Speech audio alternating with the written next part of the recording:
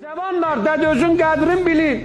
Bir nəfərin dədəsi buna sillə vurdu. Dedi, dədə Allah qolumun qudrətini almasın.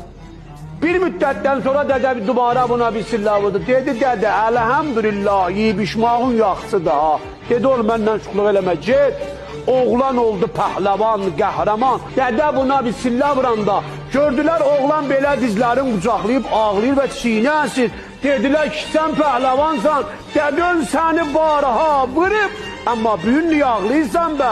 Dedi, and olsun dədəmin izzətinə, şövkətinə, cəlalətinə. Dədəmin silləsini ağlamıram. Amma dədəm indi mənə sillə vuranda gördüm, dədəmin qolları əsir. Dədəm bəh qocalıb. Cavanlar, dədə özün qədrin bilin. Dədələr qocalacaqlar. Hürmət eləyin atalarınıza.